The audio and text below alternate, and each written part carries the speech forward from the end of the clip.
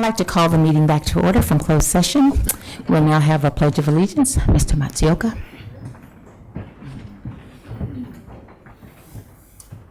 I pledge allegiance to the flag of the United States of America and to the republic for which it stands, one nation, under God, indivisible, with liberty and justice for all. Tenemos interpretación al español por si alguien gusta escuchar la reunión en español. Gracias. Headsets for the hearing impaired are available. Please indicate if you should need a headset.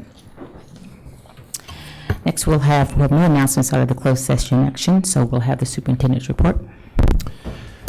I would like to share that myself and Principal Kelly Fresh and 2 teachers from Adams Elementary will board a flight at 6:30 a.m. tomorrow and fly to beautiful Kansas City, where it will be 7 degrees when we land. And we are going there to receive the ESEA award that is one of only 2 schools in the state of California. So congrats to Adams, and we'll bring back pictures and things to hang on the school and just really get the good word out about the team at Adams and how they've been working hard for students for a long, long time. And then my second superintendent comment, probably many of you saw this in the media. So we had Joby Nunez pass away, and I never had the privilege of meeting him, but when his name came up in cabinet, there was just like oohs and ahs. I mean, he's just a legend. He coached across all of our high schools. Really just a generational figure in the field of athletics, and spent his career in Santa Barbara Unified. So as is our custom, let's just take a moment of silence in honor of Joby Nunez.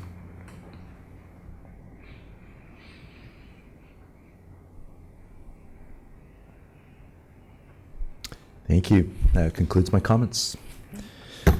And we're happy to report that we have a student board report. Ms. Carey, are you going to introduce the speaker?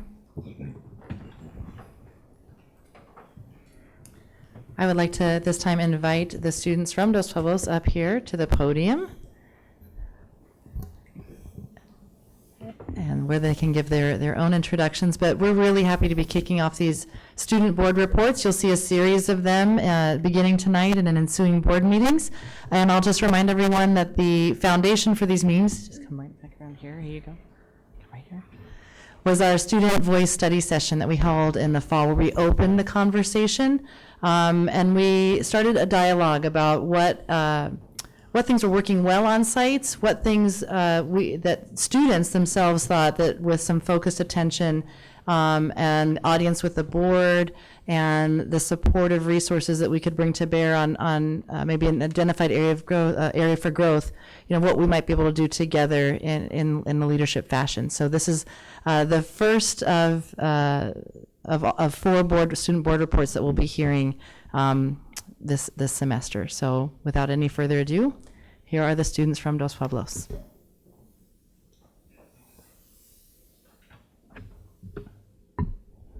Good evening, school board, Mr. Matsuoka, Mrs. Carey. We are here from Dos Pueblos High School as a part of the Student Voice Committee to present our student report. My name is Sonny Grable, and I'm the ASB president. Hi, I am William Caird. I am the ASB representative. And I am Lindsay Fisher, and I'm a social media commissioner. All right. So we're going to start with our statement of identified need. And our need is to have a schedule that allows students to take more electives and courses of choice throughout the year. So basically, as Ms. Carey has mentioned, Will, Sunny, and I went to a board meeting, and we were part of a group called the Student Voice Committee at our school. And we looked at our school and realized that there was an issue.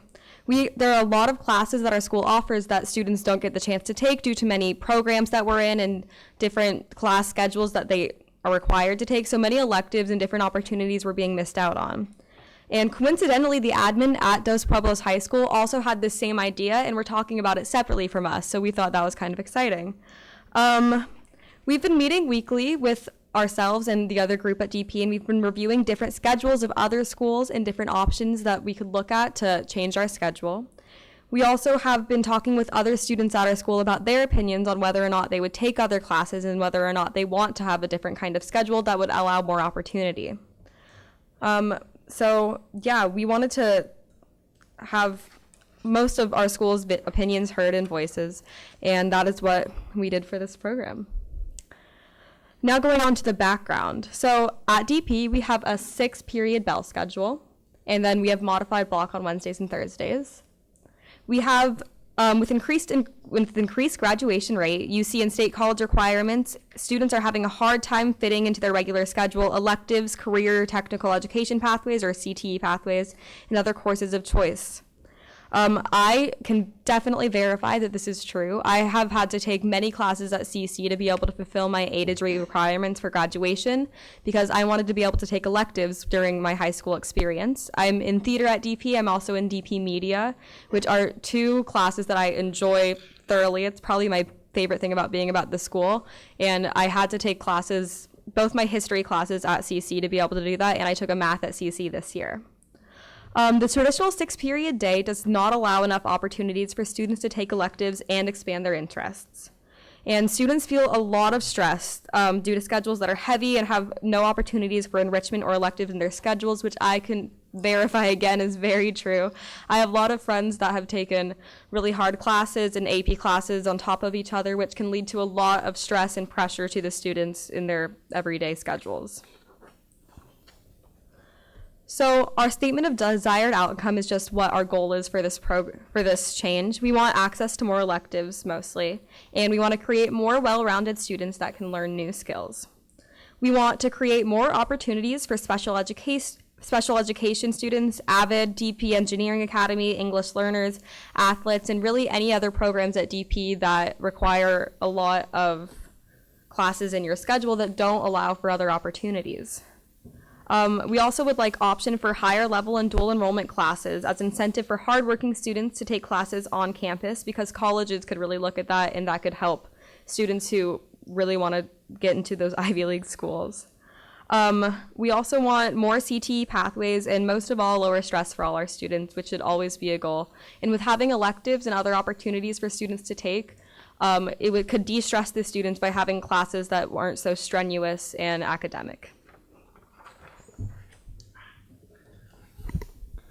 All right, so this is the new college career indicator, and this is basically how the state of California determines whether or not a student is considered college ready, which is kind of better displayed on the next slide.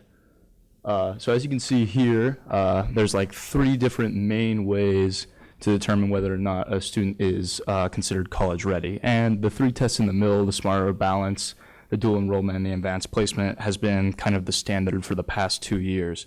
And with this new schedule, we want to be able to include the A through G requirements and the CTE pathways.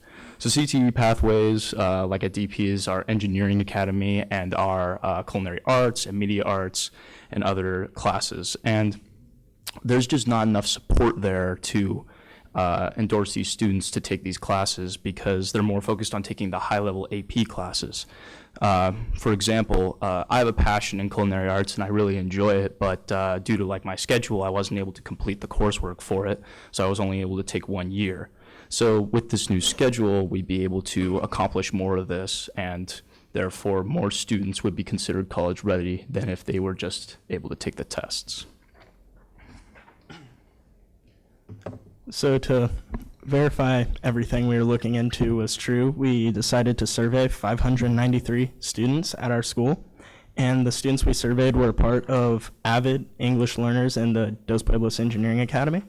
We selected to survey these groups because they're 3 of the most impacted groups coursework-wise, meaning that these programs require other courses outside of A through G requirements as a part of their program. And what our surveys showed were over 70% of AVID students, over 80% of English learners, and 60% of DPA students felt like due to the coursework and requirements, they were unable to take electives in their schedule. Further on, we found that over 65% of AVID students, over 46% of English learners, and over 75% of DPA students felt like they were unable to fulfill their A through G requirements without going out of school by taking college classes, summer school classes, or zero period classes.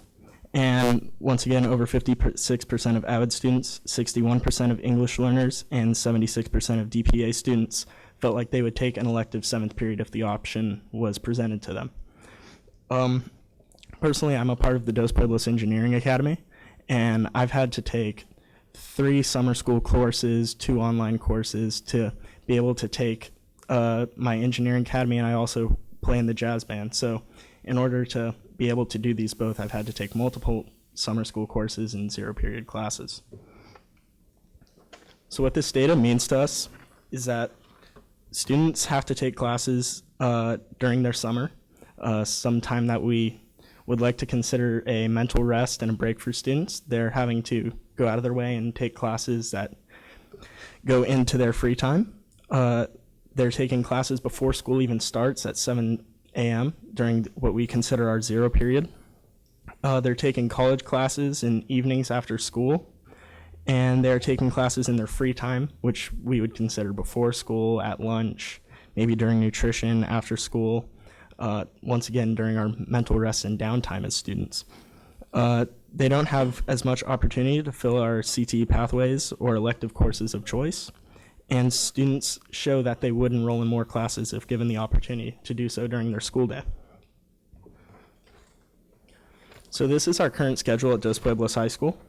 On Monday, Tuesday, and Friday, we have a standard 6-period schedule, and on Wednesday and Thursday, we have a alternating block schedule. The key takeaway from this is, based on our current schedule, students are limited to 6 periods in the hours of a standard school day.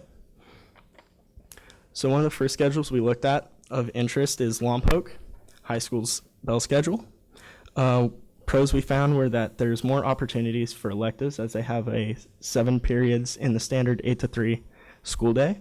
On Wednesdays, they do have a late start, which has been shown to be beneficial to students in their success.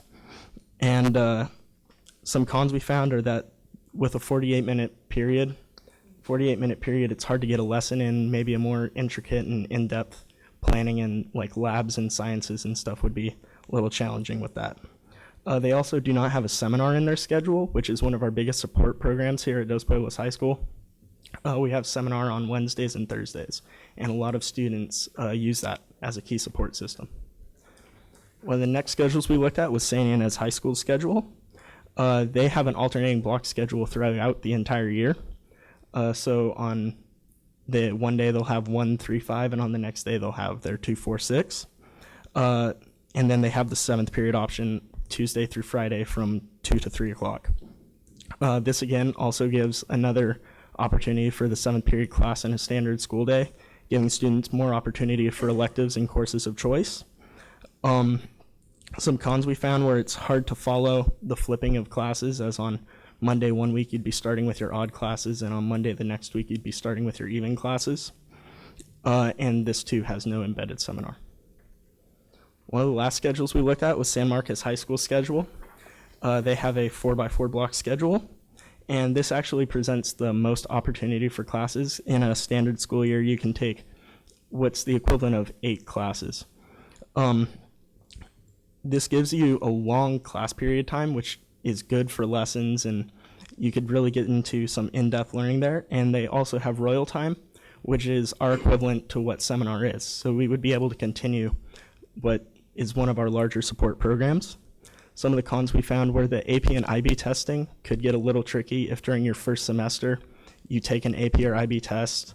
If that AP IB test comes up in the second semester, it would be hard to remember all the knowledge that you learned. If you do miss a day, it's a lot of learning to make up and stuff to get back together. And the long classes could be hard to get through, and it might be a little complicated. So for the reflection and evaluation, we just want to hit a couple main points. We want to make sure that you're aware that the schedule doesn't, that the new schedule will benefit those that take a lot more academic heavy classes and allow them to develop their passions. We also want to make sure that DP students want this and that they would benefit from this. This would also make students more more students would be deemed college ready, and that this could all be possible with a schedule with 7 or more classes. And for some next steps that we would like to take, we want to make sure that students are involved, maybe include some more people in our surveys. We want to make sure parents and staff are also aware of this potential schedule. We want to make sure that it is fiscally possible, so we want the district to do some research. We also want to present this to the DPHS site leadership team, introduce the schedule options to all stakeholders, and commit to a new battle schedule that optimizes opportunity to students. At this time, we'd like to open it up for any questions or feedback. Well, thank you for that very in-depth and obviously well-researched report. I'll open up to any questions to the board. Questions or comment? Ms. Munoz? No? Ms. Ford? First of all, thanks for an amazing report. When I read the documents over the weekend, I was so impressed with how thoughtful, how collaborative, how intelligent, and how empowered it looks like you have been, and that means a lot to me. You did say that you thought it would be a good idea to talk to staff and to parents and to the leadership team. Have you had any conversation with your principal or other teachers? Did you get any feedback throughout the process from adults?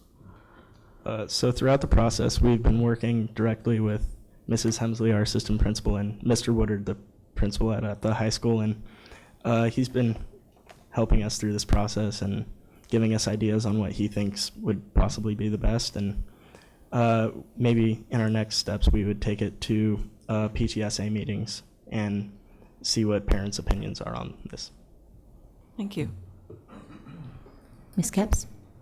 Yeah, I want to echo that just such an impressive way in which you approach this. I'm just curious because about your research. How did you survey the students? It was very thorough. I'm just curious what your methodology was.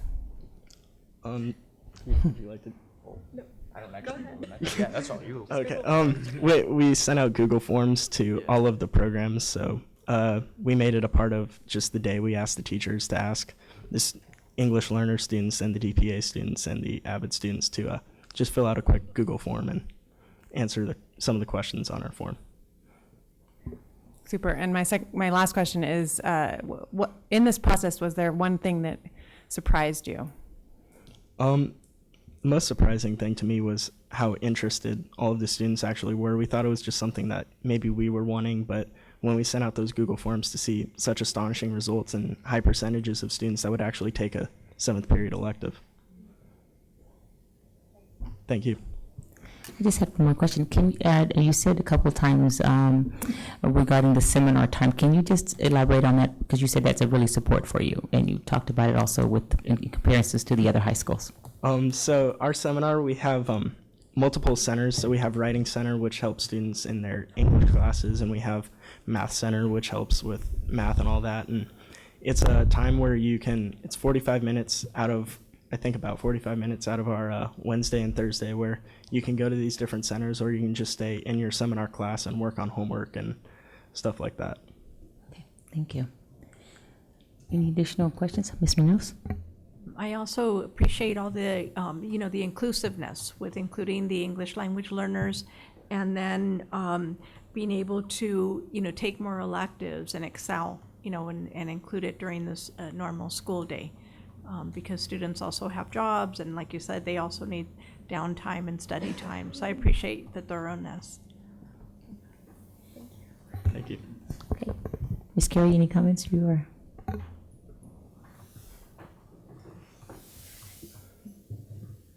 I'll make just a couple of comments. I'm just really impressed by the student board report and it being the first one. Thank you for going first. There are dynamics, with going first with anything, and this is kind of a reboot. We had put the student board report on kind of a hiatus because we wanted to shift away from what was before just kind of a sharing of information and school announcements, which was also interesting, but wasn't nearly something as deep as what we just all experienced and as thoughtful and as really constructive toward improving our practices.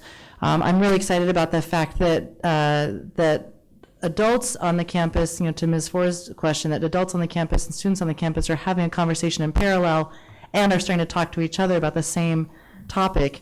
I think the work that you've done really on behalf of this, of moving this conversation forward, I mean, think about that data that was gathered and how valuable that will be to the dialogue overall, is just really, really incredible and a really big contribution. So I just, again, want to echo the appreciations of the board members on behalf of district staff and leadership, and great job.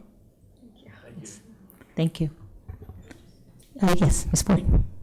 Ms. Carey, I always think it's great to make sure that students understand how and when we'll get back to them. So what would be your next steps on this?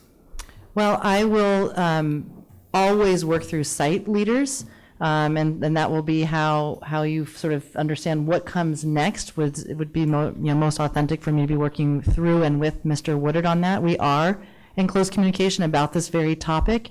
And so we'll kind of circle up, students and site leaders and myself, to explore next steps. There has been a conversation with the site leadership team. I saw that as one of your bullets on one slide. So that's something to just kind of bring current. And the students' understanding is, how did that conversation go? So you as students understand what some of the adults on the campus, or what questions they're starting to ask, and what observations are being made. So there's a conversation afoot, and I think part of my role is to just make sure, as you pointed out in your presentation, that all stakeholders are aware of that conversation. I would say that right now it's a kind of an exploratory phase. Some of the things that you raised as next steps, like explore the fiscal sort of feasibility of some of what's being proposed. Two of those sample bell schedules would have a significant fiscal impact, and one of them would have virtually neutral fiscal impact. So that doesn't feature prominently in this presentation, but we know as we look at all of the data related to this conversation that's a significant factor. So just making sure that all parties have all the information as we take the conversation forward. Thank you. Thank you. Thank you for the opportunity to present and share our research and ideas. You're welcome. Thank you. Okay.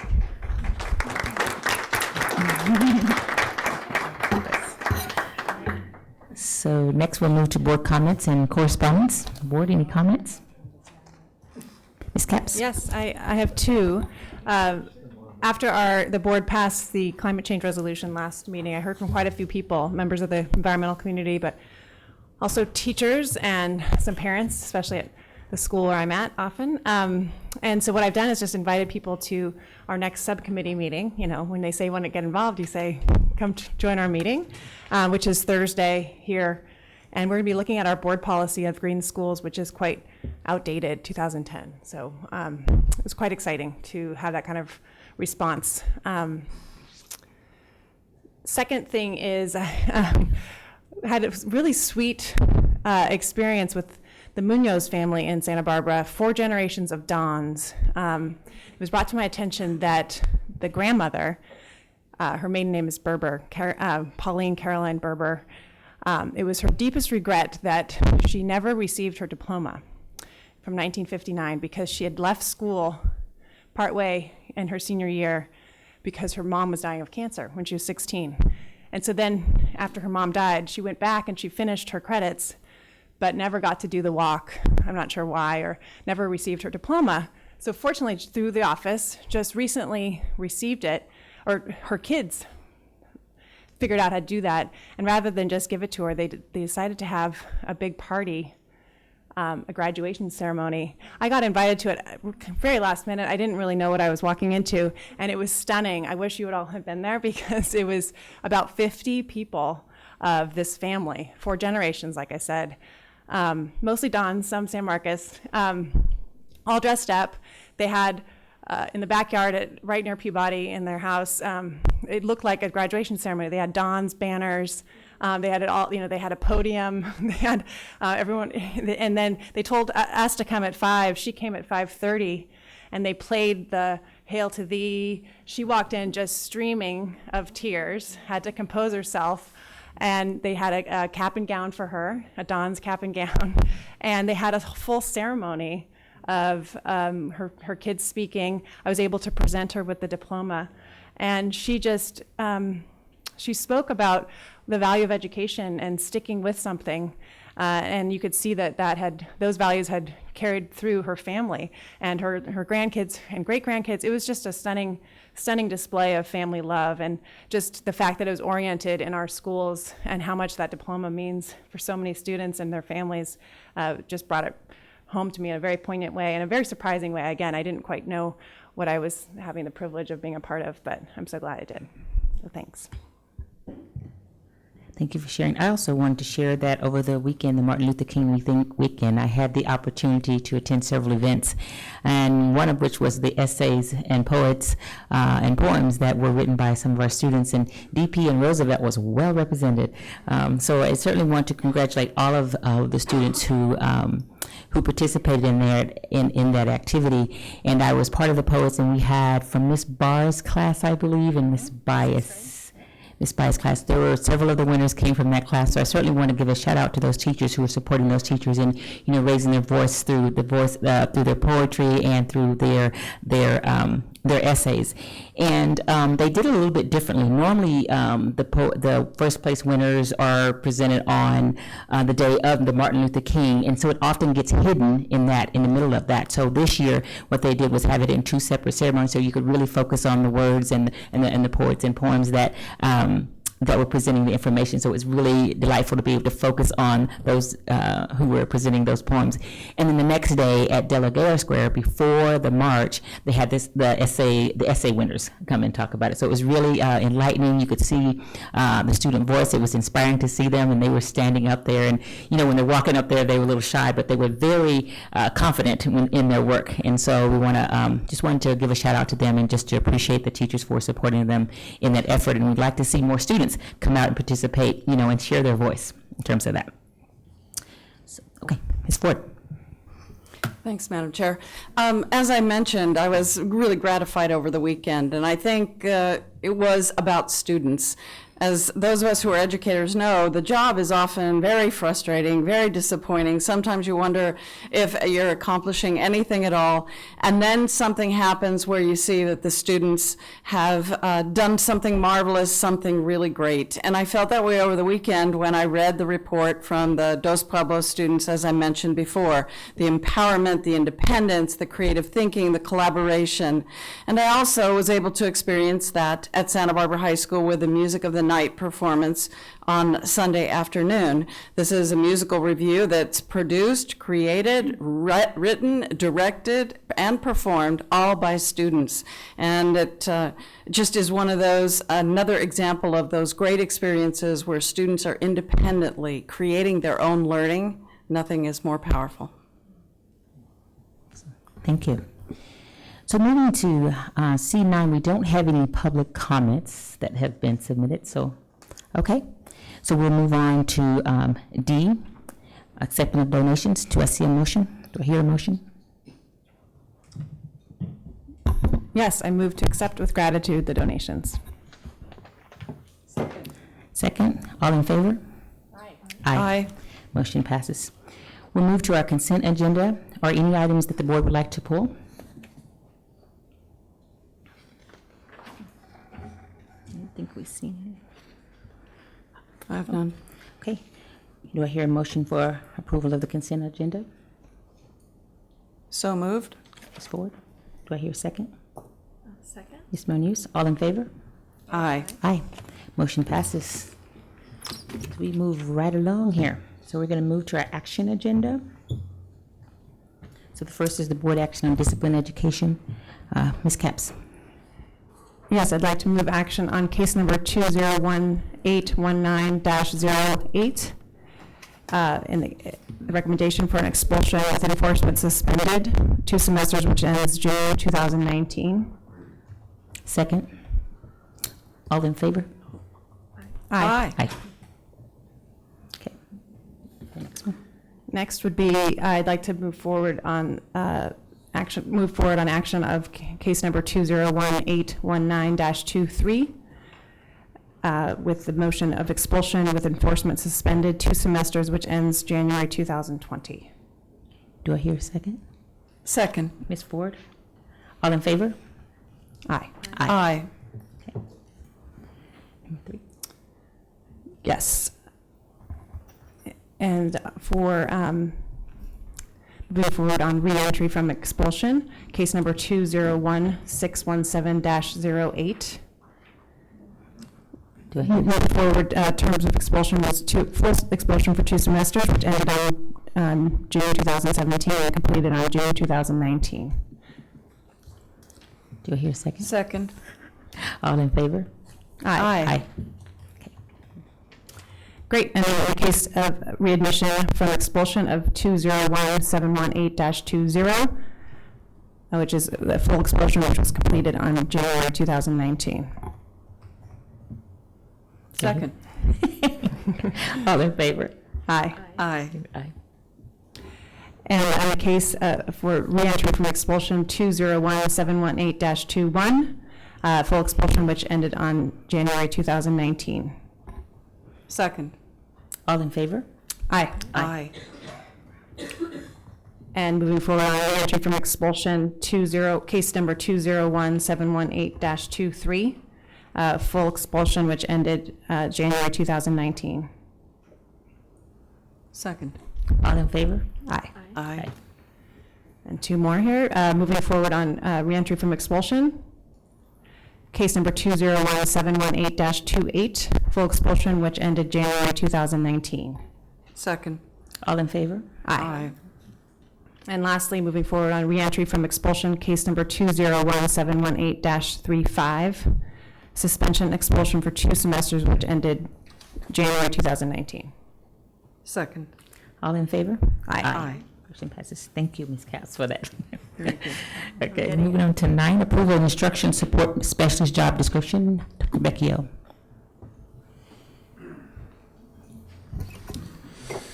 Good evening, board members. Tonight we've submitted to you a job description for an instructional support specialist, and I want to just give you a little bit of background. About 6 years ago, we had implemented a group of TOSAs, Teachers on Special Assignment. That was, the landscape back then was really the implementation of Common Core, or actually the coming implementation of Common Core. And what those, the Teachers on Special Assignment were hired really as a broad position to really do whatever's needed in that era of getting us up to speed on Common Core, adopting materials, getting courses created. Depending on the subject area, those TOSAs really kind of defined their role and got working in those core content areas. What we've seen happen is now we have a more sophisticated need around instructional support.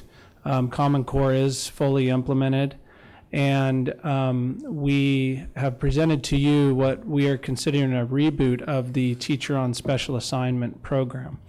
What we would be doing is actually eliminating the TOSA positions and however adopting this new instructional support services position with the job description, and then opening those positions for teachers to be able to apply to those. Any questions? Ms. Ford? Yes, so are you describing then that all of the current TOSAs would, I guess, sort of receive some sort of notice that their job no longer existed and they would be welcome to apply for this position? I believe 4 of them? 5 of them? And then our literacy coaches would stay in place, and one other coach. The ELD would stay in place. So our science, English language arts, and our math would actually be placed back in the classroom, but also have the opportunity to apply for the new job description. And many of them may actually do that. And then be on an equal, I guess, playing field with other people who might want to apply for these jobs. Correct. Okay, thanks. Any further questions, board? No. Do I have a motion to approve the instructional support specialist job? So move. Do I hear a second? Second, please. All in favor? Aye. Aye. Motion passes. Thank you, Dr. Vecchio. Dr. Vecchio, you stay up there. Approval of the technology integration support specialist job description. Okay, and kind of along the same lines, we have currently, I believe it is 6 tech coaches. These were positions, these are also teachers on special assignment as tech coaches. This program was created, I really couldn't figure out how many years ago. I want to say around that same era, 6 so years ago. And they were really created to really build our capacity across our entire district in the area of technology integration. And you know, I think it's probably a good moment to really recognize the work that happened in that space. And it was a really intricate program of tech coaches, tech integrators that really inundated the site with professional development so our teachers and other staff could be very well versed in implementation of technology integration into instruction.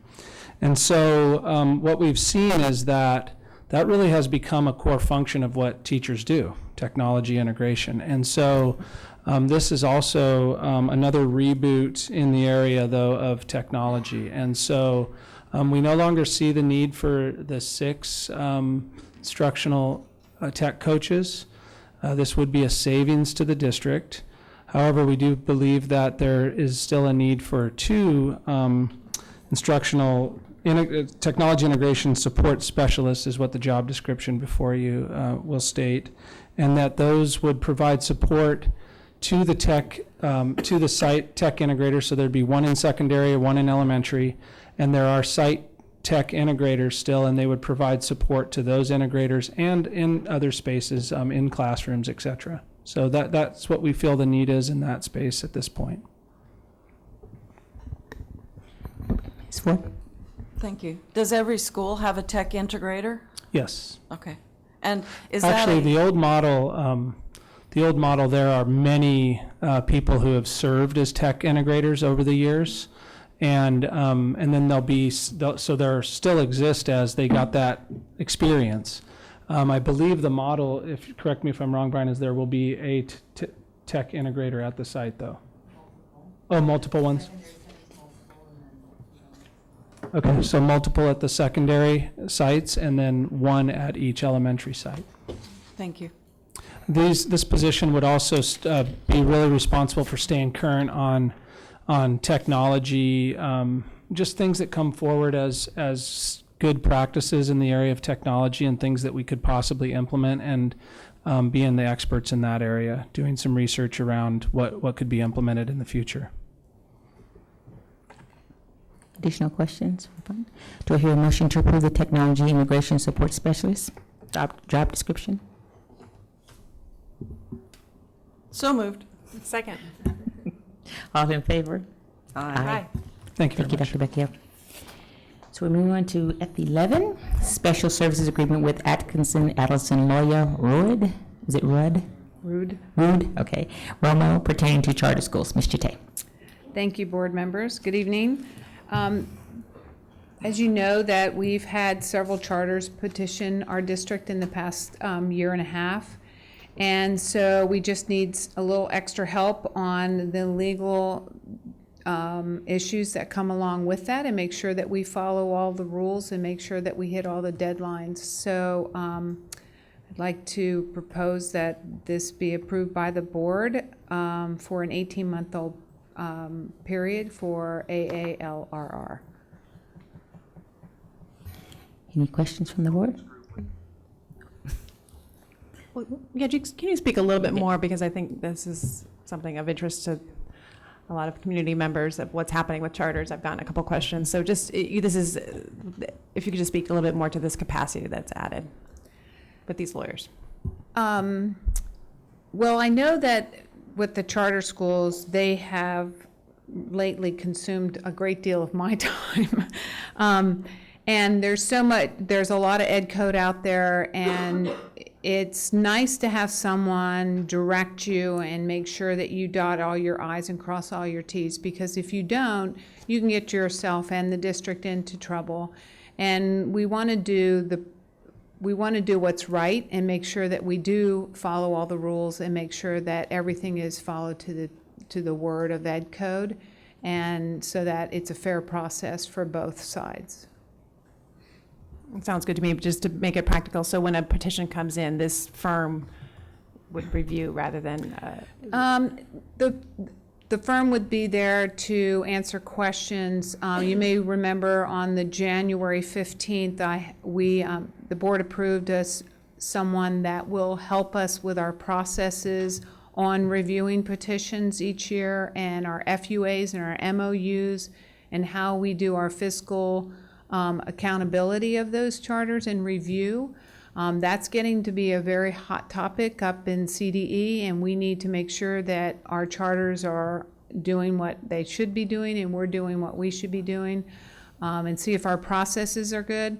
The attorney is more to make sure that when we do get petitioned and we approve or deny, that we are following every single step that we should be. Because there's very short periods of time. There's 30 days, 60 days, then you appeal and all of this. So it's complicated, and I just want to make sure that I hit every one of those deadlines. Do I hear a motion for special service agreement with Atkinson and so forth? Do you hear a motion? So moved. Okay. Ms. Ford, do I hear a second? Second. All in favor? Aye. Motion Thank you. passes. We traditionally take a break between our action items and report items. Board, what's your will? We're pretty. You don't need one, we'll keep on going. We'll keep it moving. All right, so draw on to our report and discussion agenda. Presentation of the Santa Barbara Unified District's annual financial report for the period ending June 30, 2018, and the required communication letter. Ms. Chate. So I'd like to introduce Shiloh Gresby. She has been with Vernick, Trine, and Daly since 2000. She's been our managing partner since 2016, 2017? Yeah, just the last couple years. Yeah. Last year, she called in because she couldn't get up here with the 101 closure due to the debris flow. So I just want to make one comment that we have met with our audit committee. Madam President and Kate Parker are on our audit committee, and we met, oh my gosh, sorry, Kate. So I apologize. So yes, we met back in December and went over the audit, and so now I will turn it over to Shiloh for her report. Great. Thank you. I'll just take a few moments of your time, go through the results of our audit, and of course, if there's questions, I'm happy to take questions for you as well. As you know, we're presenting the June 30, 2018 audit report, and so our report starts on page 2. This is our independent auditor's report, the goal of which is to provide you with reasonable assurance regarding whether or not the financial statements presented are materially stated. I think this is the letter to the governing board. There's probably a second page. That's the one. There we go. And so, as I mentioned, we're here to provide you with an opinion on the financial statements and whether they're materially stated. This report tonight is an unmodified opinion. So that's a clean report, and it does mean that as presented, we do believe the financial statements are materially stated. And just for reference, that's the highest level of assurance that we can provide you in an audit. So as I mentioned, it's considered a clean report.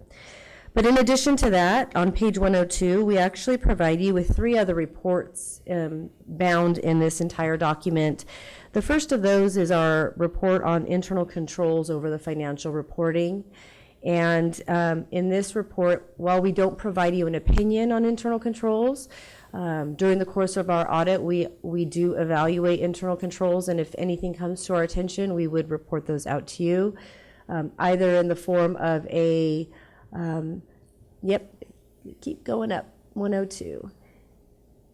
And there we go. And so either in the form of a significant deficiency or a material weakness. And so we're happy to report neither of those have occurred during the current audit. So the internal control report is considered a clean report. We do provide you a report on federal programs as well. This is an opinion on compliance as well as an internal control report. The program subject to audit this year was your child nutrition program. And so that is a clean report. So unmodified opinion on compliance and no internal control issues. And last but not least is the state awards. And so we have multiple state programs that we're mandated to look at. And so this is a compliance report. It's an unmodified report. We had one finding specific to the instructional materials, which is a publication of the public hearing you have to have at the beginning of the year and the timing of that.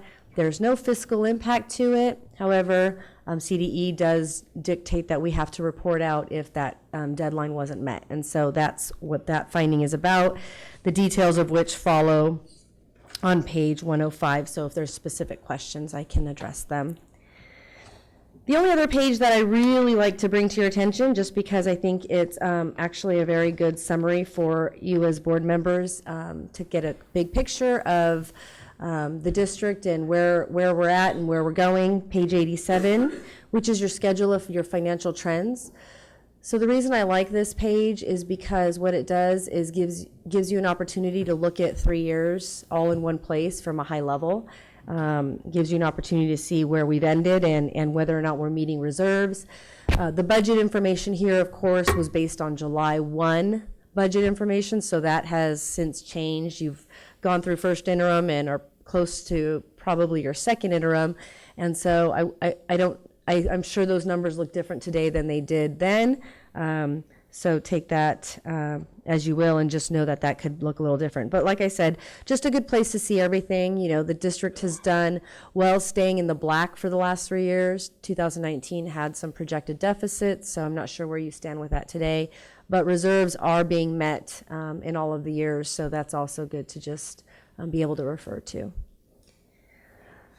Now with that, the other page that you had up previously was the report, the communication letter that I addressed directly to you as the governing board. You know, this letter is important to us because what it does is it provides you an opportunity to hear from us regarding some things that you wouldn't see in the audit. We do talk about elements of the audit, but we also like to talk about things such as, did we have any disagreements with management? Did we have any difficulties completing the audit? You know, is management out there opinion shopping regarding accounting policies? And if we had issues with those types of items, we want to bring those to your attention. But we're happy to report that isn't the case. So that letter should read fairly standard with no alarming information for you. That's the district's audit. I can pause for some questions or comments. Any comments, board members? Keep going. Okay. And then you also have then the your Proposition 39 audits. Now you have 4 of them. So preference as if I report them individually or as a whole? These are our bond funds. Yep. So as a whole is fine. I don't think we need to do individual. Okay. So to sum these up, it's a financial and performance audit, so you get both pieces. The financial audit is similar to the district audit in the sense that we're providing you an opinion on the financial statements specific to each of the individual measures. All 4 of those opinions are unmodified, so as presented, those are materially stated financial statements. And there were no internal control findings related to any of the financial reporting for any of your bonds as well. So clean report on that. In relation to the performance audit, which is really what has the community interest regarding did we spend those dollars in accordance with the ballot and as approved by the voters. And so there were no exceptions in any of your 4 reports there. So those were all clean performance reports. No findings on compliance. Yeah. No comments? Okay. Great. Thank you very much. Okay. I just do have some comments about the process in general. And to appreciate that we did have a good audit committee meeting, and we had a very thorough conversation and lively, engaging conversation. And I want to certainly say thank you to Meg, Lacey, and Elena for the time that, getting an audit and a clean audit is no small feat. So I want to appreciate the efforts that they do day to day to make sure those things come out in the end, have a clean audit. The only other question thing that I wanted to just kind of focus on or just make a comment on is that our ASB accounts. I just want us to see us continue to improve in process to ensure that we have a much cleaner process with regards to that, because we are so very fortunate to have the donations coming in. We couldn't do the things that we could do without those, the support of the community. So I wanted to see us continue to have a good and better process to make sure that they're cleaned up. And I want to recognize and thank the volunteers that are part of those accounts that keep those reconciled. But it's important that they be trained and understand the importance of making sure that we have a good place. And so I'd like to see that more improved as we go through in the year. So, Ms. Ford, did you have any comments from the meeting?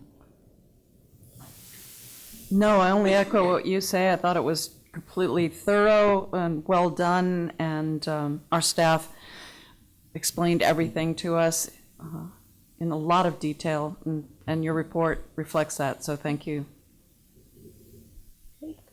Thank you very much. Okay, thank you. Thank you, Mr. Day.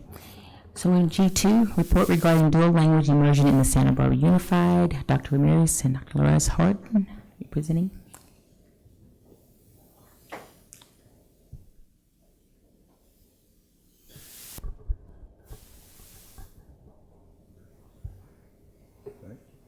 Hi, good evening, Board President Sims Moten, Board. It's a pleasure to be here with you and discussing this topic. There is a slight modification to this particular slide, a bit different than you received, but we'll all highlight that for you when we arrive there. It's really around some of the immediate planning for this coming year.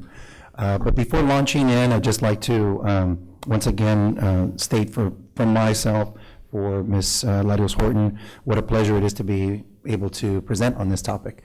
It's one that has been long due, and I want to acknowledge that as the district continues to strive forward in building from the assets and culture that our students and families bring to us on a daily basis, it's really an important next step for us to bring this before you, already knowing that we've had some ongoing discussions with a few of the individuals and groups that are here with us tonight, which allows me another opportunity to kind of just send my acknowledgement to them as well. Tonight's report builds on the legacy within the community of Adelante Charter School, formerly Cesar Chavez, and that program, that school's use of language as a foundation for learning. So I know Dominic and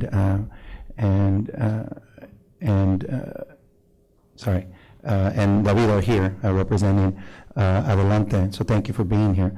I also want to acknowledge the participation and input and leadership of our DLAC as a whole, but specifically of our executive committee, who are here as well, and who've really demonstrated a great deal of effort and interest on their part to understand how we can bring language learning more robustly into the district. With that said, I will just highlight a couple of our main objectives, and those are to give a broad but comprehensive view of bilingual education, but not just in the abstract, not just in terms of big shifts, but really locally based. I think it's important to recognize where we've been in order to help inform where we might go next. We also want to situate this report within a global, national, and state context, as well as, again, as something very locally defined here in Santa Barbara. Want to put forward what may already be obvious to some, but would be important for the entire community, which is identifying the benefits of biliteracy for our students, particularly as we head more into a global economy. And finally, get into and provide for the board just a roadmap, if you will, a sense of what our immediate next steps, knowing and recognizing that bringing in programming must be done with a lot of intentionality and hand in hand with those that are the most impacted or those who stand most to benefit from it. So with that, I'd like to turn it over to Ms. Maria Larios Horton, who is our Director of EL and Parent Engagement Programs. Thank you, Dr. Ramirez. Good evening, Madam President and Board. I'd like to first start with a look back to where our district has been in the past 20 years. Some of you may remember that it was a little over 20 years ago, in May of 1998, that our district made national news when it effectively dismantled bilingual education. I personally recall this vividly, as I was a para-educator at Franklin Elementary School and in my final semester of college studying to become a bilingual teacher. A mere month later, Proposition 227 passed with a 61% vote in our state, and it required California public schools to teach English learners in special classes that would be taught nearly all in English, and so it eliminated bilingual education. After the passage of Prop 227, the community responded with the start of a charter school by the name of Adelante Charter School, which has served, by the name of Cesar Chavez, and most recently Adelante Charter School, which has served the growing needs of families who wish to have access to dual language immersion programs. The elimination of bilingual education due to the passage of Prop 227 went against established research surrounding the benefits of multilingualism and biliteracy. The benefits of speaking two or more languages are ones known to many of us and include the ability to expand cultural knowledge and understanding, as well as enhanced cognitive abilities.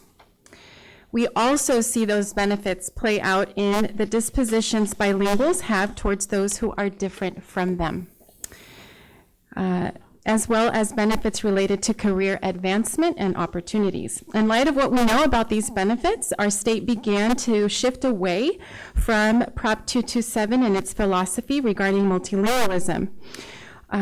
According to the Association of Two-Way and Dual Language Education, since 1998, when there were only 40 programs in our state, the number of DLI programs has grown to 459. In California alone, at a rate of about 10 programs a year, not to mention the over 2,000 programs across the nation in 46 states. In California, the significant shifts occurred or began in 2012. So since then, in 2012, California became the first nation to award the state seal of biliteracy to graduating seniors with demonstrated proficiency in two or more languages. Since then, 32 states have followed suit. In November of 2016, California voters approved Proposition 58, also known as the California Education for a Global Economy Initiative, which effectively repealed Proposition 227. The purpose of the California EDGE initiative is to ensure that all children in California public schools receive the highest quality education, master the English language, and access high-quality, innovative, and research-based language programs that prepare them to fully participate in a global economy. The California EDGE initiative authorizes school districts to establish language acquisition programs for both native and non-native English speakers. Then, most recently, in 2018, Superintendent Torlakson announced the Global California 2030 Initiative, which vastly expands the teaching of world languages and the number of students proficient in more than one language over the next 12 years. Through Global California 2030, the goal is to equip students with world language skills to better appreciate and more fully engage with the rich and diverse mixtures of cultures, heritages, and languages found in California and the world, while also preparing them to succeed in a global economy. Now, more locally, as Dr. Ramirez mentioned, we have received input from some of our stakeholders, particularly our local dual immersion charter school and our district English Learner Advisory Committee, about their interest in helping build and expand our DLI options for students. In May of 2018, our DLAC recommended that we explore the possibility of establishing a committee that would examine the feasibility of a dual language immersion program in English and Spanish, given that a large majority of our community is interested in this program. With that in mind, by focusing on strategic planning to bring biliteracy programs to the district, Santa Barbara Unified will begin to positively change academic outcomes for multilingual students and lead the way for other districts to transform their systems.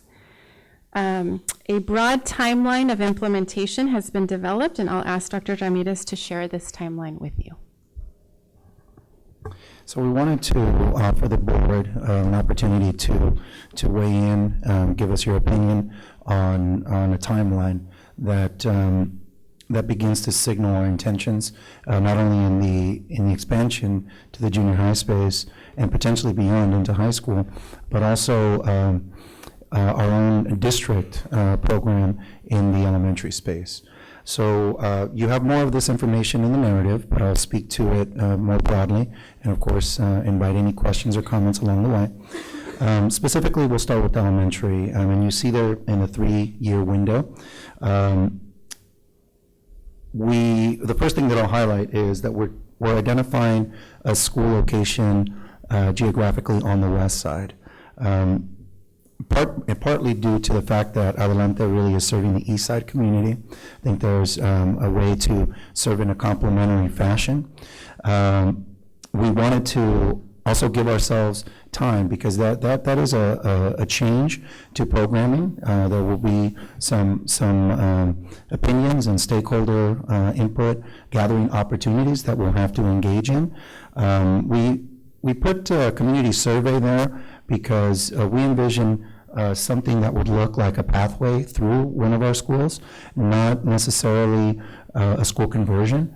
I think there would be some definite things to consider in a full school conversion, not the least of which is that our schools have attendance boundaries that we would have to work through and just acknowledge from the very outset. We're envisioning the 1920 year as being an opportunity to elicit feedback, try to situate the program in the right setting, one where that would be supportive, that would be accessible, where there's the right alignment of leadership, of parental support, family support, as well as receptivity and support from the staff as well. We're identifying the 2020-21 school year as a planning, and we'll talk a bit more of what that might entail. And we're envisioning a launch of a TK and K potentially opportunity that would then grow as the students ease into and matriculate from one grade to the next. In terms of our junior high, we've started this preliminary conversation with Santa Barbara Junior High School. It's the one that geographically makes a great deal of sense. It's situated on the east side. It would have Adelante to serve in a feeder pattern. We're looking at this coming year as being that planning year with a onboarding of 7th grade and into 8th grade in the subsequent years. I'll speak in a moment to some of the how we gauge and how we work through community interest, and I'll speak to that in just a moment. We wanted to highlight high school here, and it's listed as exploratory because we acknowledge that in the high school space there are quite a few offerings and different choices that families and students make relative to academies, CTE pathways. You heard students speak to the opportunities that exist and those which students undertake and families undertake.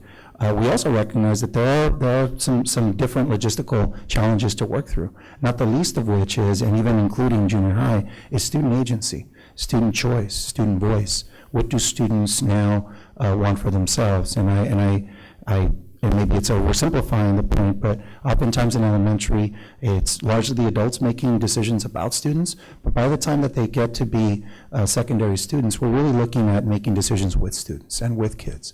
And so the dynamics definitely shift as students come into junior high and high school. So that's a broad picture of a proposed timeline that we might undertake. Just speaking more specifically to community interest, we're envisioning a community interest as early as this spring. We recognize that Adelante has, and for many years has had, interest, and so we know that there is already an audience that would love to have this opportunity to engage through 7th and 8th grade. We also have an open question around whether there would be demand coming from other quarters and how that might play into a pathway. In the elementary, as I mentioned earlier, we envision this potentially as a program of choice, which means that there would be opportunities for a broader subset of our community, in spite of the fact that it might reside on the west side. So we will have to think through how to message that in such a way that we're just gathering information about where and how and just how much interest exists out in the community. With the elementary specifically, recognizing that we would have to make some decisions around the starting point. So parents, we don't want to mislead or confuse parents about the immediacy with which a program might be available and ready to start receiving and enrolling students.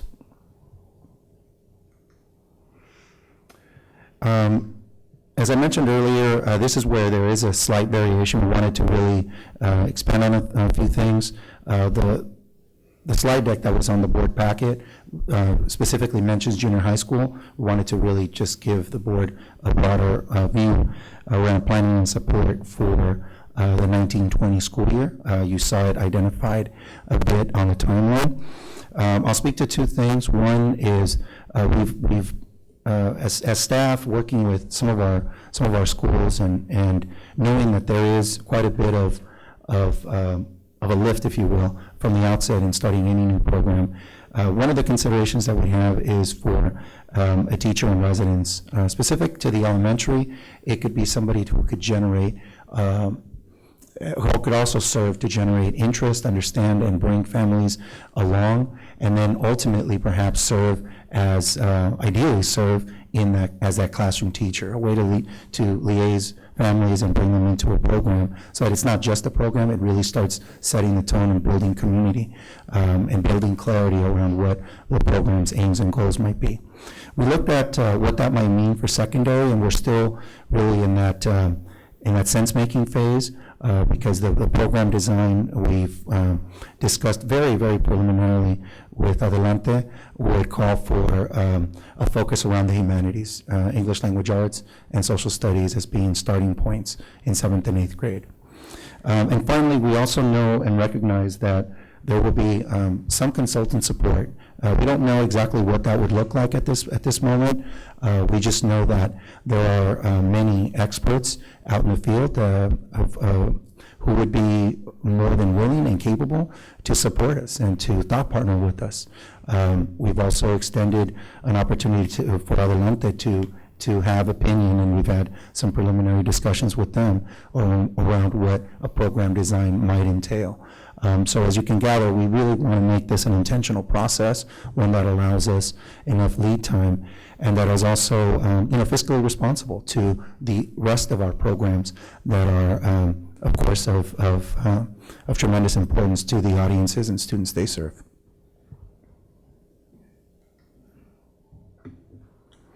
With that, we'd like to just afford the board, any opportunity to ask us questions, provide us with commentary and guidance as we move forward.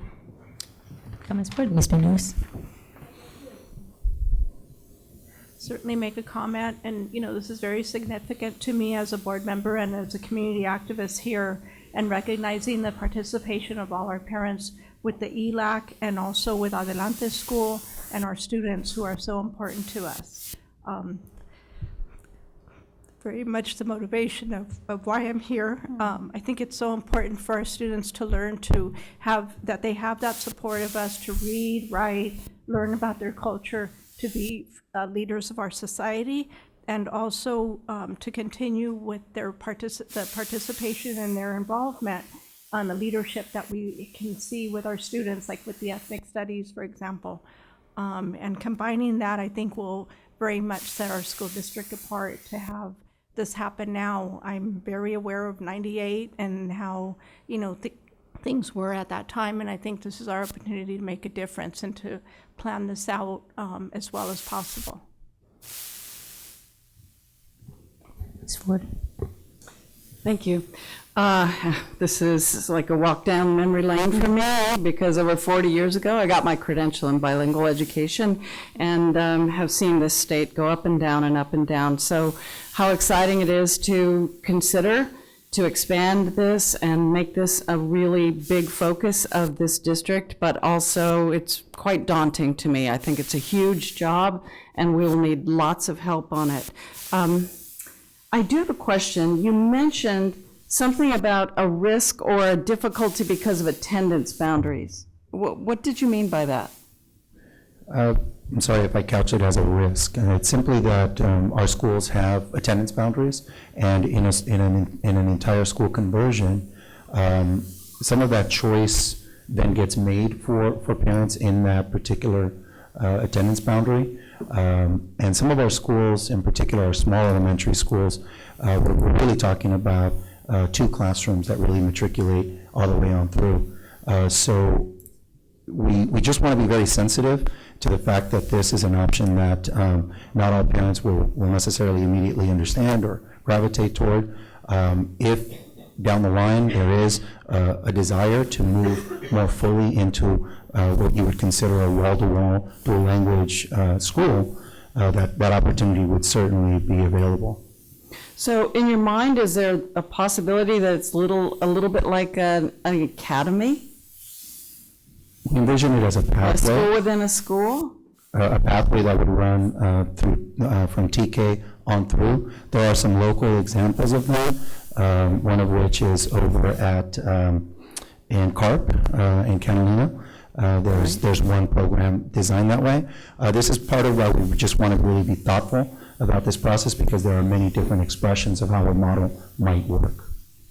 And finally, I wonder if, because this is a public meeting, and some of us have an understanding of what, or we think we have an understanding of what dual language immersion is, and probably in this room there are 15 different versions of it. So the title says broad vision. So what's your broad vision for what it would look like? If you walk into this classroom and what's happening? In a classroom like this, depending on what grade level I'm looking at, I would be looking at a high level of linguistic interaction among students, sense making, with a high degree of academic rigor as well. And what we would expect to see in many classrooms, with that added component of how language interplays and how culture begins to be a foundation for how students learn into and from the content, how they engage, how they bring to it. And there would be a good balance of students that have just very different life experiences in order to be able to work together in community. That's my personal broad vision, but as you said, other visions would have to be brought to bear in order to really bring this bring it forward in a more comprehensive way. Ms. Capps? Thank you. I think this is an important day for this school district, and I really appreciate Ms. Larios Horton for giving us that history. It caused me, I think we all remember, I was on a campaign in 1998 and how divisive that was just 4 years after Prop 197 was passed, and just this anti-immigrant sentiment, unfortunately, in California. And now we're moving, it's just such a different, such a different scenario now with Tom Torlakson last year just making this huge challenge. Part of that, since you had it in the in your presentation, I went to look up his vision, and a key thing, a number that stood out for me is that he challenged for there to be, you said 450 programs last year, but by 2030 to be 1,600. So I would hope that ours can be added to that. Of any place in the state, Santa Barbara should have a good chunk of those new additional programs in my mind. So, and I really want to thank Adelante. I think we're in this conversation completely because when everybody was moving away from this, including this district, as you pointed out, by making news 20 years ago, the parents behind then Cesar Chavez and now Adelante kept this going. And when you talk about broad vision, I agree with Ms. Ford that we need to know more, but we also need to look at Adelante. And maybe as a board, we can spend some more time there. I have to some degree, and I know that the intention is to involve the parents and the teachers and the superintendent of Adelante in the vision, because again, they've tried and true ups and downs, a very challenging thing, especially to do it as a charter. And I also, again, recognizing that Prop 58 passed so overwhelmingly in California, I was curious just to see how it did here, and it did even better than the state, just slightly, 74%. So a lot of things that this school district takes on, we're not exactly numerically sure is a priority, but we know this is a priority for this county and for this area. And so I think the more that the board can be supportive of this process and engage with you because I understand from an educator perspective that this is a daunting task, but I want to be as fully supportive as possible because of its great importance. One small thing I read in looking into the many benefits of dual language immersion is that it also has been shown to slow the onset of Alzheimer's and dementia. So I hadn't read that in before. So that's just another of all the many benefits for bilingual and dual language immersion. There's that. So again, thank you to the staff for bringing this forward, and thank you to Adelante for paving the way. Thank you. I would just add one final comment. I echo the comments of my board members. Just as part of First Five, this isn't lost on the dual language, the importance of it being early in the years. And so First Five California has put some dollars forward toward this. And actually, we were chosen as a random county to look at dual language immersion. So I'll talk further about that, off the time today, but willing to work and fully support this idea with regards to the dual language measure. So it's not lost on the early years either. So I look forward to working with you on that as well. Wonderful. Additional comments? Let me add a comment to the question about attendance boundaries for a school. So the way it would probably play out is we'd have an elementary school with its current attendance boundary, but that wouldn't be broad enough to pool or attract enough students to build that cohort. So it would be now a district school of choice embedded with a school with an attendance boundary. So it's really a hybrid. It'd be like Santa Barbara Community Academy, pull students from across the district within a school that has its defined boundary. And that we'll have to work through that. And that's what the community survey is going to be really important about. And what will be different of us versus Adelante, as a charter school, they draw students from anywhere, Ventura County. We will be pulling students from our elementary district boundary. All right. Thank you. Thank you so much, Dr. Okay, so G3, the mission, vision, core values for Santa Barbara Unified School District. Mr. Matsuoka. We would like to bring this back. It's almost a rereading for the board. We have Ms. Ford and Ms. Munoz, who were not part of the board when we took several reviews of the mission, vision, core value statements. Ms. Reed has certainly seen it and weighed in on it. The reason why we're bringing this to you tonight is we're on the verge of the LCAP process. And then we have the SIPSA process unfolding at the schools. And we're actually starting to get questions. What mission statement do we put on our documents? And I completely, firmly believe it's the board that should approve a mission statement for a school district. And we haven't taken that step yet. You will see in a lot of websites, a lot of lobbies of companies, you'll see mission statements, you'll see vision statements. Sometimes you'll see all three, mission, vision, core values. They each have a place in the guidance of an organization. So we're going to go through each of those and just give the board a chance to offer commentary. Before we do the mission statement, we showed a video, it was back in the fall, and it was about how to create a mission statement. I'm looking at Ms. Capps and Wendy Sims-Moten. It's about 3 minutes and 40 seconds. I think it'd be worth showing again. It's pretty entertaining. And Mr. Rouse, I believe, found it. I couldn't find it. And apologize for the title, but it's actually a really good video. Writing a mission statement that doesn't suck. And this is by the author Dan Heath, who's part of the brothers, Chip and Dan Heath. I've read every one of their books. They're just great thinkers and writers. So let's show this short video, and then we'll come back to our mission statement. Why most mission statements are so terrible. So let's say that you own a chain of pizza parlors, and maybe you have a mission statement that you've drafted, and it says something like, our mission is to serve the tastiest damn pizza in Wake County. Well, that's pretty good, if you ask me. If I was one of your employees, I could get excited about that. But here's where things go off the rails. So you invite all your colleagues to come join you and to help you wordsmith this thing. And you all sit around a table, and right in front of your eyes, a transformation happens. All of these people who you like and respect suddenly become 10th grade English teachers and begin to nitpick every word of this thing. Hey, I really like the word present better than serve. It has a nice resonance. You obviously can't say damn. And why limit ourselves to Wake County? And guys, I know our pizza is good, but what about the calzones and salads? Why don't we just say highest quality Italian food? Our Greek salad isn't Italian. We haven't even talked about the atmosphere yet, the big comfy booths and the kids' birthday parties and all that. Yeah, great point. You know what we're really doing here? We're providing a family entertainment solution. Yeah, solution.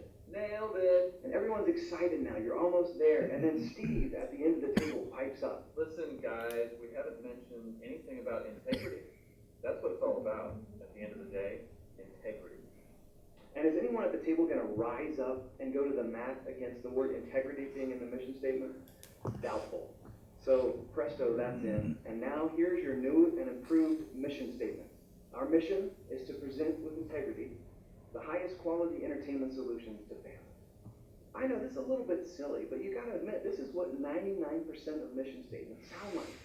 And now you know why. There's this cycle of making words more ambiguous and more fancy until all of the meaning leaches out. Here's how to avoid that. 2 tips. Number 1, use concrete language. Great example comes from this fast-growing small business called Sonic Biz. Check this out. We want to help musicians get gigs and promoters book the right band. We're a bunch of people who think that music can truly change the world and make it smaller and better. I love that. I think it gives you a picture of exactly what they do and also gives you a hint why they might want to do that. And that brings us to the second point, which is talk about the why. You know, most mission statements are really long on statement and really short on mission. And the whole point of this is to talk about why you're doing what you do. You've got to talk about what makes you care. So let me give you a famous example from Johnson & Johnson.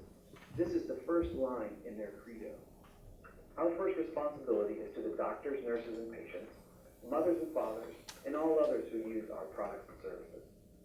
Well, all right. I mean, that's something that you could get out of bed to go do. Now contrast that with the guiding principles of ExxonMobil.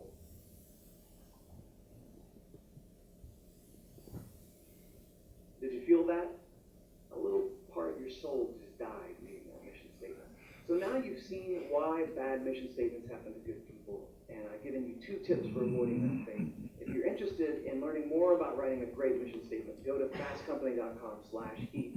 And in the meantime, I want to challenge you to do the impossible. Create a mission statement that says something. And one final hint, if it includes the word solution in it, you're not there yet. Thanks for watching. The journey we've been on with the mission statement is, as we look at the one that's behind me, and I can see the counterpart through the window in the lobby, there's an identical plaque over there. Anytime I've asked our employees, can you quote our mission statement, it usually comes back, every child, every chance, every day, which is actually a motto. It's not even core value category. And when I put this in front of people and ask them to read it, you actually have to read along with it because it's so long. I mean, it's really the opposite of a memorable statement. It's just too awkward. I don't think it's actually, every word in there is good to great, but it's not memorable. Some of the things that I've learned from the Heath brothers from the book Made to Stick, which is a fantastic book. I think one of the principles is keep it simple. That's the first chapter. And then the word concrete versus abstract. And I think we in education are so fond of abstract words and ideas. What I would say to the mission statement, we have test-driven this in a lot of settings. We listed some of them. I think the opening school rally where everybody heard it at once. The State of the Union message that I delivered at the Vic Theater, which was recorded and has been replayed.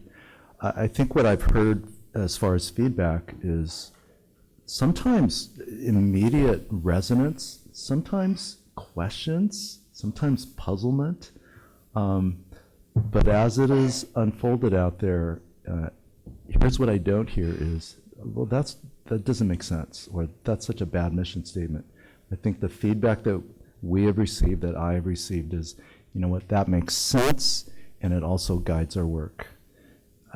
I think everybody in the organization can look at that and say, I see my role and my part in helping prepare students for a world that is yet to be created. If you think of the last report we just heard, this is a global community, and what I'm so excited about dual language immersion is, yes, we should be learning Chinese, but I would say the dominant language besides English is Spanish in Europe, South America, Central America. If our students were equipped with Spanish, they are equipped to deal with really half the world. So, mission statement, there it is. I think we'll go through the different parts and then let the board respond with questions and comments about all of it. The vision statement is the most recent, and this has been a work in progress a lot in the Ed Services team, and it is more tactical. Yeah, I mean, we admit it is, you know, it's not as fancy as the mission statement, but it is the nuts and bolts of what we are doing and leading in our schools. And it really aligns with college career readiness. And so Sean Carey and Raul Ramirez have been crafting this, and I'm going to invite Ms. Carey up to the podium just to add some of the history about this. This has been also, I think, a 12-month development cycle. Yep. Good evening again, board. It's hard not to kind of riff off the video we just saw. This was originally a longer statement. We had phrases like students demonstrate the ability to, because we really recognize and place value on being able to measure what the outcomes are for students. But in the end, we just felt, really from field testing, from using this phrase, read, reason, communicate again and again, that it was what was sticking with folks.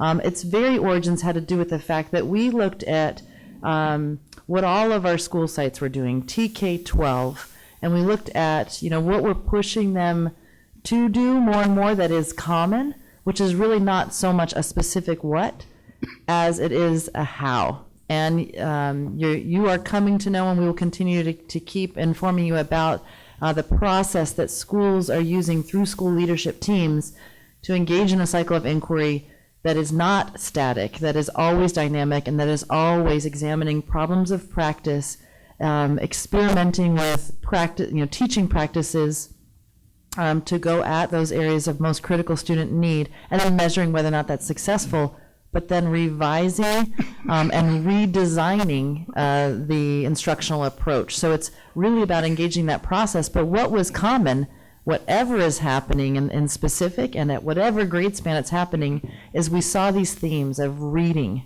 And we've had lots of presentations and learning around reading and literacy as a board and as a district team.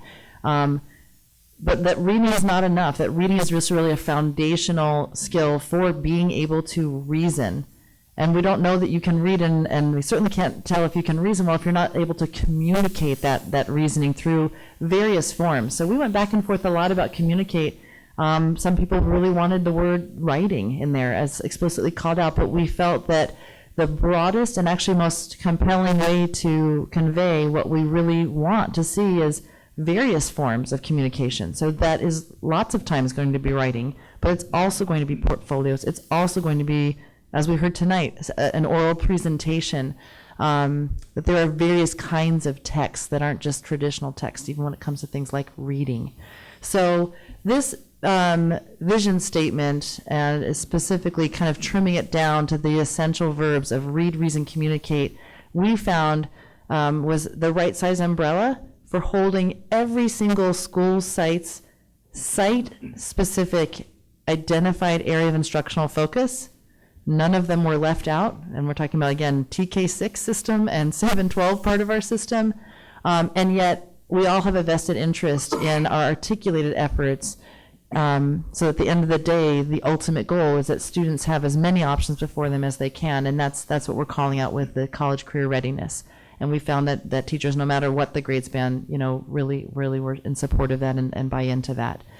So that's a little bit about both the origins of the statement and how over time it's kind of field tested, how it's done out in the field, and how it's really kind of honed into this succinct statement that calls out the ultimate end goal, that has the why in it, as we just saw in the video, but with a strong emphasis on read, reason, communicate.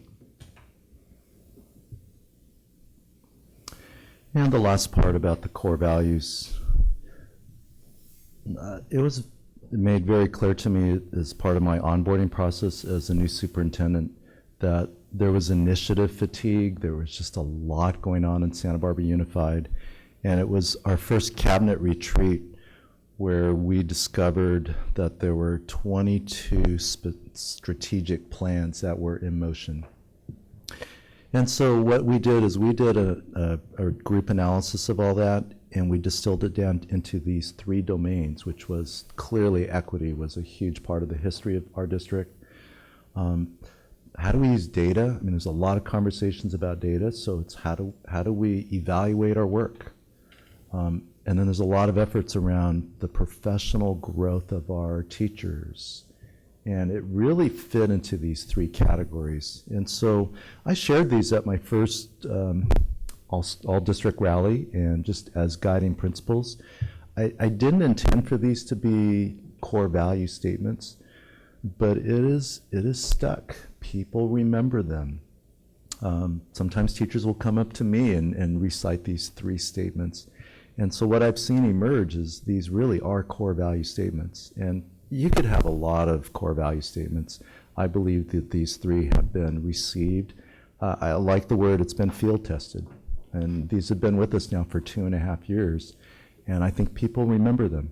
I think you can remember equity, improving practices, evaluating your work. The mission statement, I think people can remember that.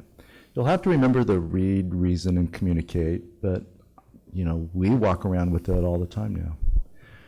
So we offer these up for your review, feedback, consideration. We really are at the point of wanting to populate important documents, so welcome your questions and comments. Board comments? Ms. Ford. If we could go back to the vision statement. Ms. Carey, I wonder if some of the conversation that you have had phrased the vision statement in terms of what we would do rather than what our customers would do. And so did you consciously make a decision to only describe what students do rather than something to the effect of we will create, foster, fund, and implement an educational program where students read, reason, and communicate? That's an excellent question, and I would invite anybody else who's been part of the process to share their observations.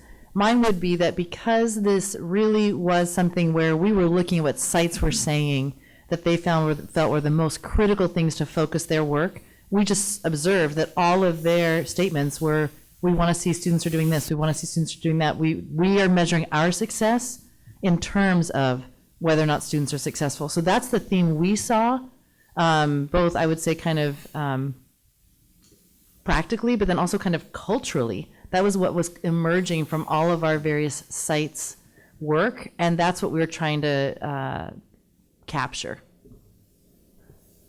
If I could offer up a thought just on that particular vision statement, I think what you would find over the last couple of years is that one of the ways in which we have tried to engage through our school leadership teams primarily is in talking about what we as professionals, as staff, want to see, for our students, and that's where these statements are really very much about what students will be able to do, because we wanted to shift the narrative from what a principal would somehow influence staff, or staff would ask of leadership, and vice versa, to turn it to what are we collectively doing to ensure that students are able to really find these not just skills but aptitudes and abilities and refine them over time. So what this is missing is all of the complementary actions and ideas around that, but this really is I would say a synthesis of what many of those schools, elementaries, junior highs, and high schools have put forward. The other component to this is that over the last year or so, we've also developed a district leadership team with representation from different principal groups or different principals, elementary, junior high, and high school, as well as district staff, and more recently, teachers as well, teacher leaders. We're hoping to use that as a vehicle to get really an opinion and thoughts across a wider swath of our district. I have recollections of in several iterations where when we would test vision language that was focused on the teachers and their actions, it started to divide the attention of what the vision statement was calling out, because then you have to think about, okay, is this statement focused on the adults in the system or the students in the system? And you could write a vision statement that addresses both, but you're going to get long. And so I think where we've landed is, to Dr. Ramirez's point, if we're pulling this off in students, then we must have made a difference in the minds and the skills of our adults and teachers. Ms. Kempes. Yeah, thank you, and thanks for keeping us apprised as this has moved forward. I appreciate it, and I like the process that's gone into it. I have a couple compliments. I think that you have achieved something that is eye-catching and makes people stop and think with the mission statement. I admit when I first heard it, it's different, and that's important because it's short and because it's provocative. What I think would be good, and the way that I've always approached this, and these are the thorniest things to take on, redoing these things, and I've been part of wordsmithing these in many different capacities, but I've always thought of the vision statement as sort of unpacking the mission statement, and I don't quite see that here, but that could just be a different approach. And so I would just suggest, with the mission statement being this provocative in a good way, I like it, but it would be helpful to have some examples, not necessarily ones that are going to be on letterhead or anything, but just, we all should be able to come up with examples, but what does that mean exactly? Is sort of, because it is rather, it's provocative, what does that mean exactly? I think I don't want to even choose, because I will say not everything, but the Engineering Academy, or the fact we have ethnic studies, or whatever it could be, but ways in which we're really thinking about what's the future that's yet to be created and how are we leading. So I would just want to, as an ambassador to the district, have a few of what you see as shining examples of how we're really succeeding in those areas of preparing for the future.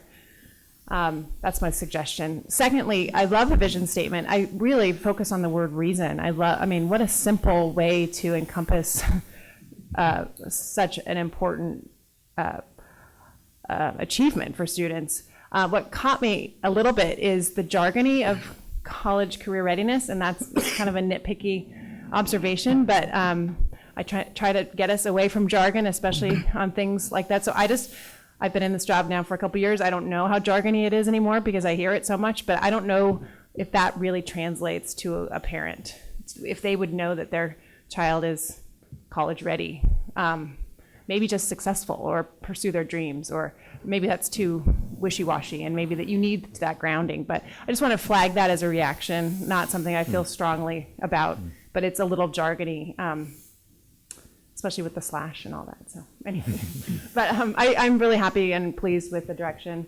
Those are just two suggestions I have, but I'm very supportive of this direction. I would just add that to your point, Mr. Matsuoka, about questioning and puzzlement. I was there in both places initially when we brought up, but as I began to really read it, and with regards to the mission statement, it really is easy to keep you focused on why you're doing exactly what you're doing. So if we were to get off focus on a conversation, or we go the wrong way, is this conversation serving us, preparing our students for a world for yet to be created? So it's able to keep you focused and be able to say that. And it's been field tested now, because I was at a county board meeting and we were just looking at this very thing, how are we going to do our work differently? And they were looking at changing the mission and seeing how everybody, regardless of their individual departmental missions, how it led up into the larger county. And nobody could remember it really, I don't know. And so, of course, I stood up proudly and said that and admitted that it was easy to do and got a lot of feedback on it. So it's really something that people resonate outside of us in terms of that's preparing. It's so simple. It was really clear about what you're trying to achieve in your mission. And so I support the direction they're going and appreciate the work that's going into it as well. And for me, starting with the mission statement of what are we doing. So the second statement is that in order for us to prepare our students to be prepared for a world that's yet to be created, they got to be able to read and reason and communicate. It's linking all of those things for me. And then how do we achieve those? Through equity, improvement, and balancing our work. So those are just really steps to be a better ambassador to what is it that we're doing, and to be able to explain each one and how they're connected. So I appreciate it as well. I wasn't sure I agree with Ms. Capps with regards to the college career, but that's just it's not something significant in that way, but I really do like the way they're able to do flow very easily together. So. Ms. Ward. Thanks. I was trying to figure out where the dissonance is for me, and I just did, thanks to you two, so thank you.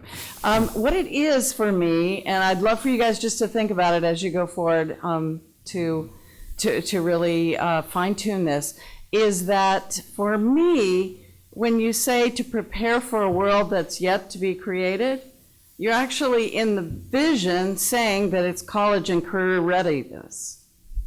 And I don't know if we want to be that specific. More to your point, do we want it to be something bigger, broader, more lofty than college and career readiness? Because a world that's yet to be created isn't necessarily college and career readiness. Mm-hmm. So that's all I would put out there. I really appreciate that idea. I think we've been living in this, the new accountability system for our high schools it's going to be so much on our annual reviews, college career readiness, but given some of the feedback, it is educationese, and it's grammatically clunky too, I agree. It is, the hype, it's secondary.